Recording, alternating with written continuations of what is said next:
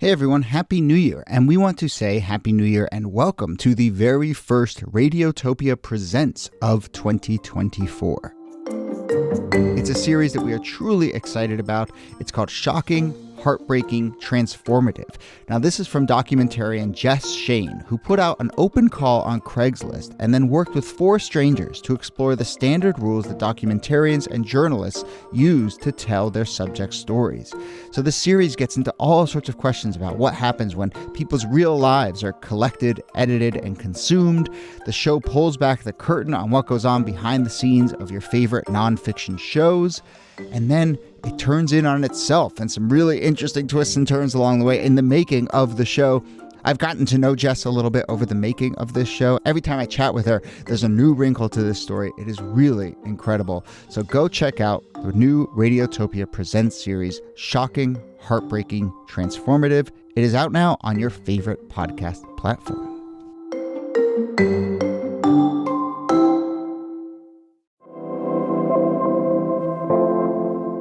Hello and welcome to This Day in Esoteric Political History from Radiotopia. My name is Jody Avergan. This day, September 3rd, 1944, Recy Taylor, a 24-year-old African-American sharecropper, was walking home from church in Abbeville, Alabama, when she was abducted and raped by 6 white men. We want to talk about this story today because Taylor's case and the activism around it would go on to be a major factor in the beginning of the modern civil rights movement. We also want to talk about this because one of the civil rights workers who was sent by the NAACP to Alabama to organize around this case was a woman by the name of Rosa Parks. So a name, Recy Taylor, that maybe some folks don't know, and a chapter in the life of Rosa Parks that maybe some folks don't know. Here to discuss it, as always, is Nicole Hemmer of Columbia. Hello, Nikki. Hey, Jody.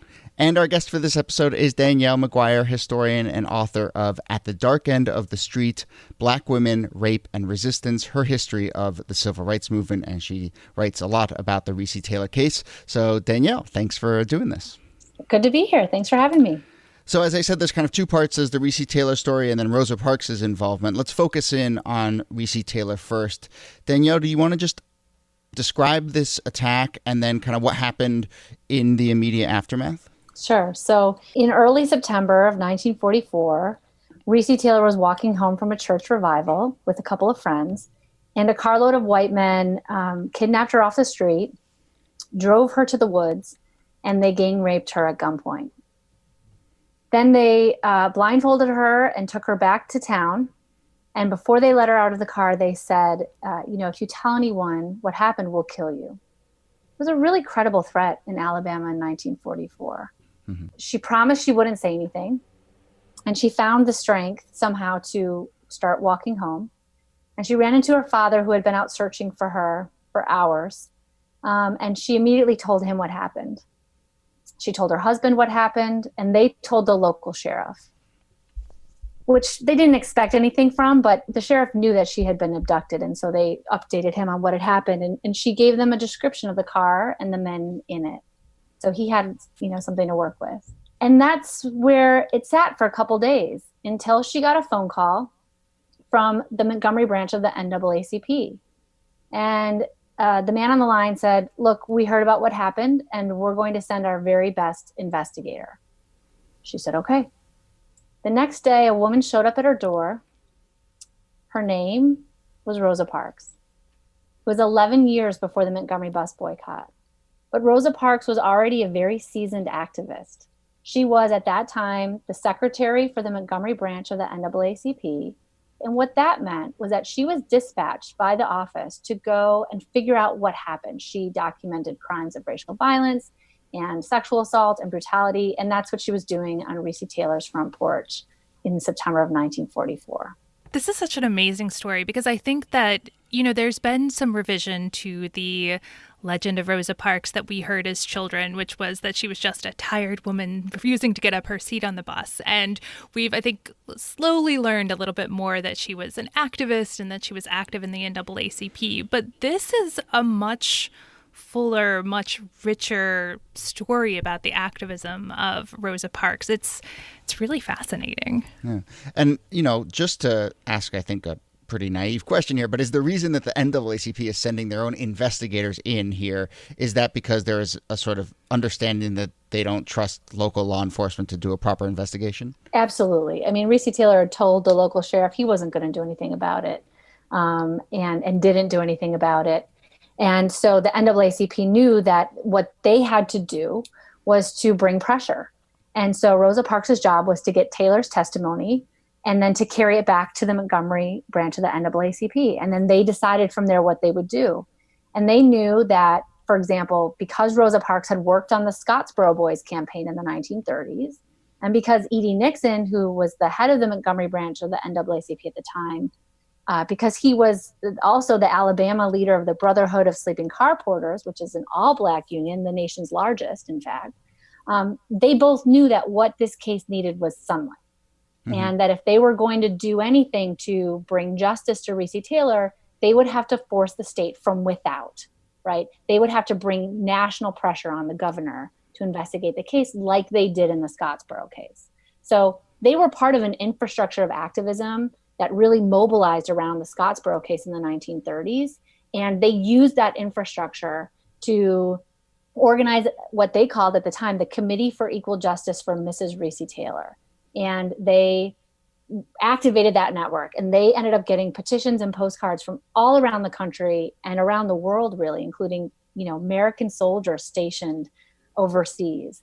And the governor started to see, postcards and petitions pile up on his desk to the point where it became, untenable, and he had to force a private investigation. And how well does that actually work? Because, what we see in this story, it seems to be, is what we see in a lot of these stories from the 40s and 50s and 60s, which is a jury is impaneled, in this case, a couple of grand juries, but all white, all male jurors decide, no, there's nothing to see here. So you have this kind of jury nullification that means, sure, she got her grand jury, the governor did something, but does she really get justice out of this?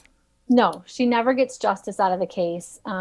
There is a hope that by the second grand jury hearing in February of 1945, that there will be something, because the governor has, the governor does order a private investigation, and the private investigators go to Abbeville and they find out that the men really did rape her. In fact, they admit doing it. They kind of brag about it. They don't see any problem with it. And of course, there's Recy Taylor's testimony. So the private investigators let the governor know, like, hey, there is really a crime here. But the local people won't indict, the men in their community. And so that leaves Recy Taylor without another option, really.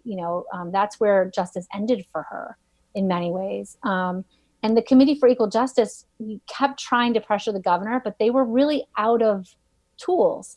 And they moved on to other cases after that. There were plenty of them for them to work on, in fact. And that's what they did. And so Recy Taylor really had to move on with her life. And she did so in lots of ways, with trepidation and fear, because she was now a target for violence, and she had to be very careful. She moved to Florida after that. Yeah, and I kind of want to pick up on that a little bit in terms of the NAACP's strategy, in terms of when they went in, when they decided to shine sunlight in the way that we're describing. Is it because they see a particular miscarriage of justice that they can rectify, or do they see a narrative that they can use to sort of tell a larger story? What's the sort of mix of those two, and are those ever in tension with each other, the specific case versus the larger civil rights story and movement that they're trying to push along? Right. It's a great question. And it changes over time. So in the 1940s, the NAACP is a little bit more radical, I want to say, than it is in the 1950s, not because the organization has changed its focus, but because the circumstances have changed. In the 1940s, they have a little bit more ability to bring pressure on the state government because of World War II, right? They can basically throw up the United States' goals for World War II, which is, ending the war against democracy and bringing democracy to the people. And they can say, well, how about, the fascism here in Alabama? How about the fact that we can't get justice here at home? How come our Black soldiers are fighting over in Europe, but Recy Taylor can't get a court hearing here? So they could use the war as a wedge, a political wedge, to try to force the United States to put its money where its mouth was, right? By the 1950s, that becomes more difficult because of the Cold War and McCarthyism. right? But the NAACP is always looking for, they don't just rally behind anyone. Recy Taylor was a mother. She was married. She was a churchgoer. So even though she was working class as a sharecropper, she had a kind of respectability that they could get behind and that they could rally behind, and they would look good and she would look good, right? She became an ideal symbol. By the 1950s, when we look at the Montgomery bus boycott or other assault cases into the late 50s and early 60s, the NAACP has to be a lot more careful, they think, in the kinds of survivors they choose to hold up as symbols for cases of oppression. Yeah, I think that your point about the Cold War in particular is so well taken, because the cause of Recy Taylor is taken up by Black newspapers. It's also taken up by the Daily Worker, that there is support there within a Black communist network that in the 1950s is going to become a hurdle, right? This idea that all of these civil rights activists are actually communists in disguise, which, even though you can use the same arguments about, well, the U.S. stands for freedom and it stands for equality, and we need that in the Cold War, that actually there's also this cudgel of red baiting that becomes a real obstacle to try to navigate around. Yeah, it becomes much more difficult, and they become much more careful about who they choose to organize with. In the 1940s, there's a kind of Black popular front of leftists, labor union activists, not quite communists, but further left than maybe even the NAACP. And they really work in unison, and they're connected throughout the country. By the 1950s, a lot of those organizations have been red baited so badly that they're either operating underground or they're not operating. And of course, by the late 1950s, the NAACP has been banned in places like Alabama. I feel like what I saw was that the NAACP was much more active in working on cases to protect Black women from sexual violence in the 1940s than they were in the 1950s and 1960s.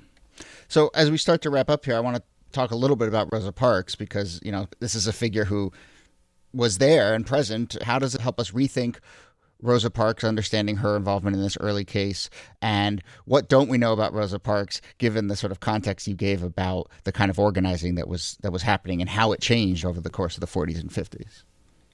So what we forget about Rosa Parks is that she was raised in the Garveyite movement in a way. Her grandfather was a Marcus Garvey fan, and she was raised to believe in the ideas and tenets of Black nationalism, that Black was beautiful and that no one should ever put her down or treat her disrespectfully. And her parents really kept her out of working in white people's homes for that reason. But the one time she did work as a domestic for a white family in the early years of the Depression, she was attacked by a white man, and she wrote about it. And that's in her papers that are now at the Library of Congress. And I think that's part of what got her involved in cases of rape and sexual assault, was her own experience fending off a white man who tried to assault her. And she was vehement in her defense of her bodily integrity, which we don't think about Rosa Parks as being that person, right? But she ended up working on other cases similar to Recy Taylor's throughout the 1940s and the early 1950s, both cases that were white women accusing Black men of rape and also working to protect Black women who had been raped by white men.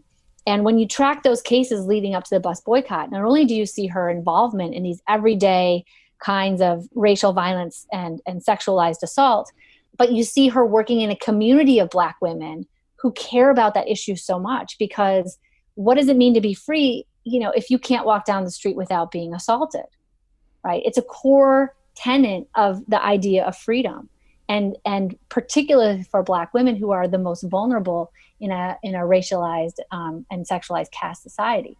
So Rosa Parks becomes really involved in a number of rape cases leading up to the bus boycott and a number of assault cases that happen on the buses.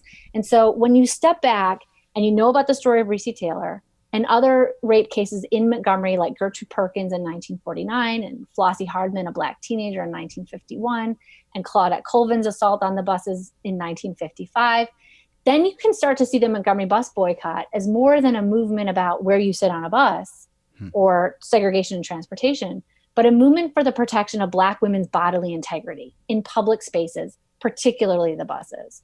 And I think when you look at those movements through the lens of sexual violence, you see a whole different movement.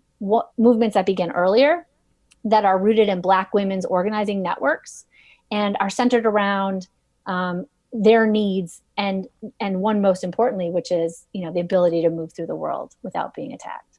Yeah, and I think that centrality of sexual violence, which you recover so well in the book that you've written, is one of the reasons why Recy Taylor's story becomes so much better known in just the past few years. And in 2018, Oprah Winfrey talks about Recy Taylor, and it's in the context of the Me Too movement.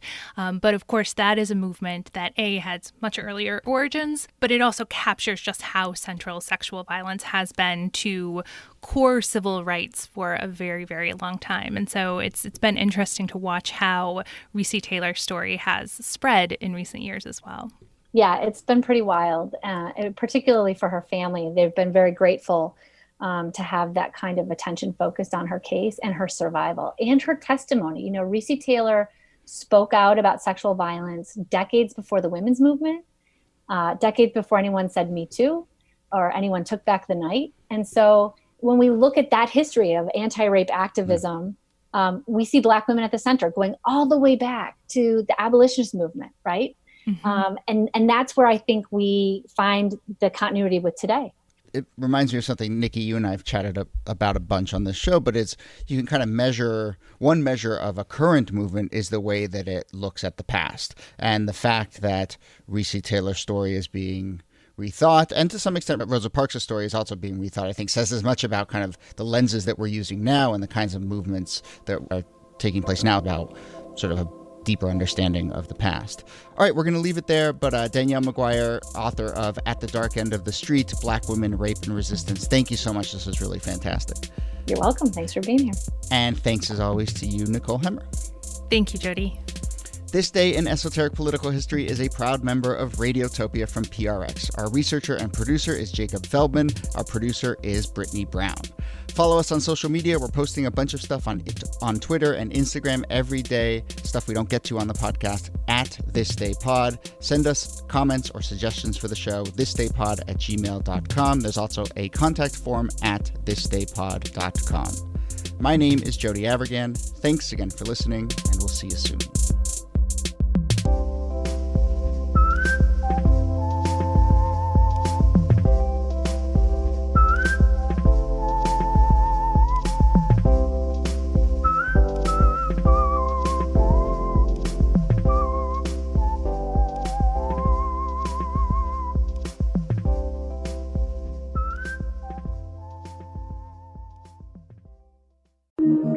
Radiotopia.